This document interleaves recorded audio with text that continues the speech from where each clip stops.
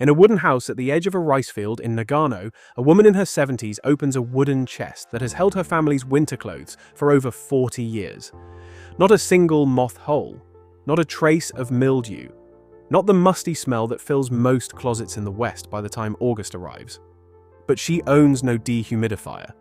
She's never once bought a moisture-absorbing packet from a store. What keeps her belongings bone dry has nothing to do with products at all. It has everything to do with how she stores things, 3 inches at a time. At Japanese Living Secrets, we've spent months documenting these hidden habits. And the very first one is something you can apply to your own closet tonight. Habit number 1, the gap rule. The first habit is the simplest, and it's the one almost every Western home gets wrong without ever noticing. Nothing, no dresser, no storage bin, no chest, sits flush against an exterior wall, ever.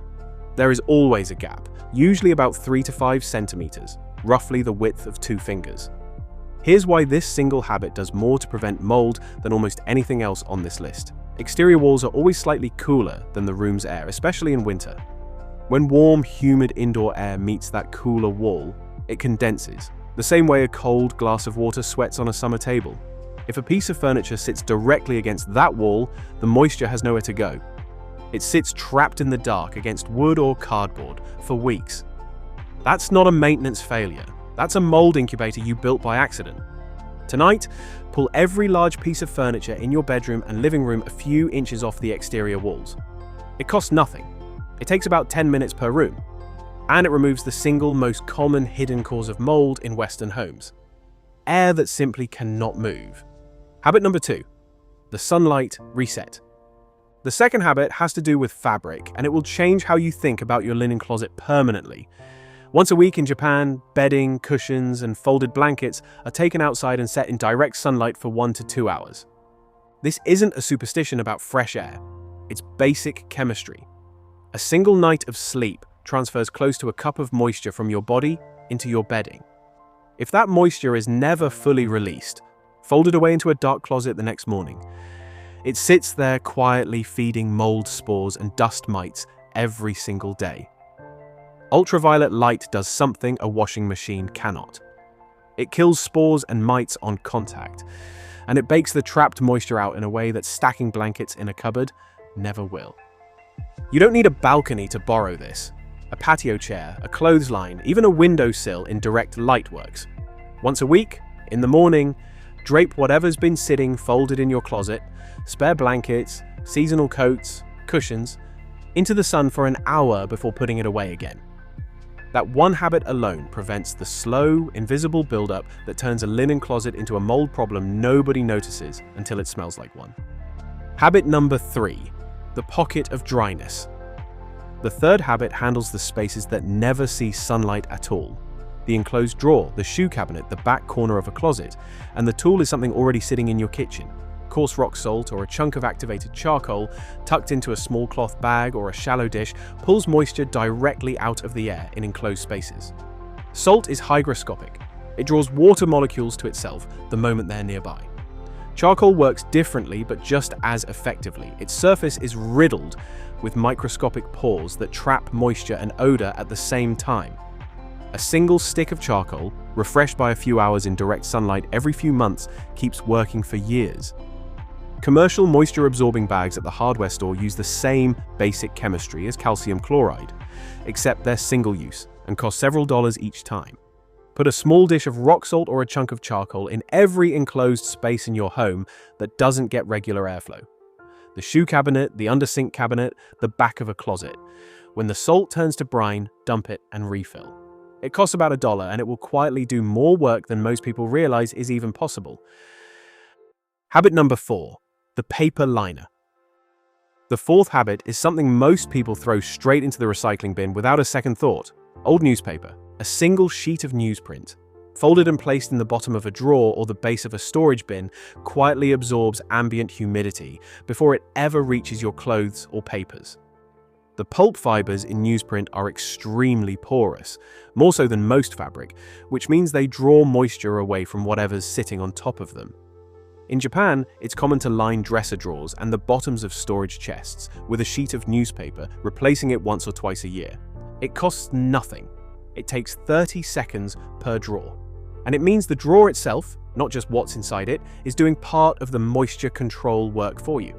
4 habits in and you haven't spent a single dollar, no dehumidifiers, no sprays, no products.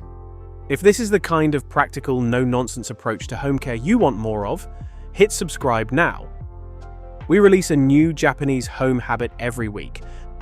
Habit number 5, the 2-window habit. The 5th habit isn't about storage containers at all. It's about air, and it's the habit that makes every other habit on this list work better. A single open window does almost nothing. The air that enters has nowhere to exit, so it sits near the opening and barely moves through the room. Open a second window on the opposite wall and the entire dynamic changes.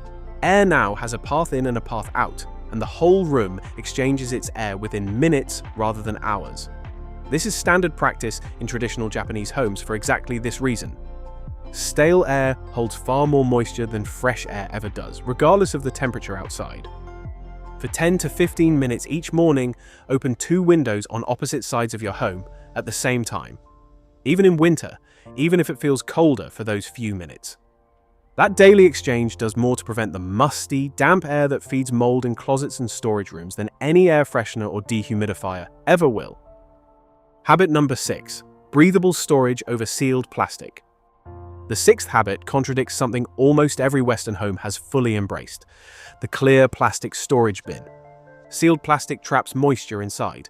Any residual dampness in the fabric when it's sealed has nowhere to go, and it sits there for months, building the exact conditions mold needs to take hold. Woven baskets, canvas bins, and cardboard boxes let air circulate, which means moisture evaporates instead of condensing. Reserve plastic bins only for genuinely wet environments like a damp basement floor. And even then, never seal them completely. Leave the lid slightly ajar. So far we've covered airflow, sunlight, moisture absorption, and what you store things in. The next few habits are about what happens before anything goes into storage. And this is where most homes fail. Habit number 7, the seasonal swap ritual. The 7th habit is a ritual, not a single action, built around one rule. Nothing goes into deep storage without being checked first. Twice a year, at the change of season, every item going into long-term storage gets a quick inspection. Is it fully dry? Does it smell clean? Has it been aired in the last month? Anything that fails, that check gets washed or sunned before it goes anywhere near a closet. This is the habit that prevents the single most common mold scenario in Western homes. A slightly damp coat or sweater, packed away in autumn, discovered the following spring covered in spots nobody expected. Set a recurring reminder for the first weekend of spring and the first weekend of autumn. Before anything goes into storage, ask one question. Is this completely dry? If you're not certain, it gets 10 minutes in the sun first. Habit number 8. Shoes never go in wet. The 8th habit lives at the front door. Shoes go into a dedicated entryway rack, never directly into a closed cabinet. If they're damp, stuff them with newspaper for 20 minutes first. The paper pulls moisture out of the leather and stitching where mold starts.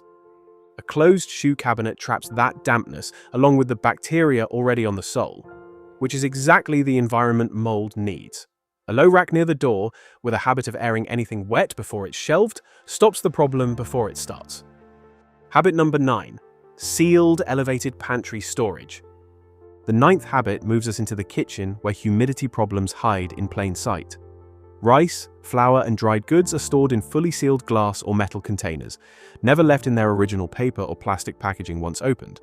Flour, rice, and grains absorb ambient moisture within 48 hours of opening a bag. A sealed glass jar stops that cycle completely. And once mold spores take hold in one open container, they spread to whatever else is stored nearby, which is why in Japanese kitchens every jar gets checked once a year simply to confirm the seal is still tight. A 2-minute habit that prevents an entire shelf from being lost. Beyond sealing, keep pantry storage slightly elevated off the cabinet floor where possible. Even a thin wire shelf insert creates airflow underneath that a flat cabinet base doesn't allow. Habit number 10. Raise it off the floor. The 10th habit applies to basements, garages, and storage rooms specifically, and it's about something most people never think to question: what's directly underneath your stored boxes. Concrete sweats, especially in basements and garages where temperature swings are sharpest. A cardboard box sitting directly on concrete will wick that moisture up within a week. You won't see it until the bottom is black. Traditional Japanese homes historically raise their entire structure roughly 20 inches off the ground for exactly this reason. Moisture rising from soil never had a chance to reach the wood. You don't need to raise your house. A simple wooden pallet, a few bricks, or a basic wire shelving unit under any boxes stored on a concrete floor breaks that contact completely, and it's one of the cheapest, highest impact changes you can make in a basement or garage. Habit number 11, the fridge habit. An open box of baking soda or a small dish of charcoal from habit 3 tucked into the back of a fridge shelf. That's it. Replace it every 30 days. Habit number 12, the twice yearly deep check. The 12th and final habit ties every other habit on this list together. Twice a year, typically before the humid season and before winter, every closet, cabinet, and storage space in the home gets pulled apart completely. Shelves wiped down, corners checked with a light. Anything showing the faintest sign of dampness addressed immediately rather than left for later. This is the habit that catches what the other 11 miss. By the time visible mold appears on a surface, the underlying growth has usually been developing for weeks. A structured, twice-yearly check means small problems get caught while there's still a 5-minute fix, instead of becoming an expensive one. You don't need to do the entire home in a single weekend. Pick one room a month, give it the full check, and by the end of the year, every space in your home has been reset. And you'll catch the small issues long before they ever become visible ones. None of these 12 habits on their own look like much. A gap behind a dresser, a dish of rock salt, a folded sheet of newspaper, but together, they replace something far larger. The expensive dehumidifier running around the clock, the mildew smell nobody can quite locate, the box of belongings you pull out of storage only to find ruined. Start tonight with the simplest one. Pull your furniture 3 inches off the walls. It takes 10 minutes and it costs nothing. Tell me in the comments, which of these 12 are you trying first? And if you want more practical, research-backed Japanese home habits, subscribe. We release a new one every week. We'll see you in the next one.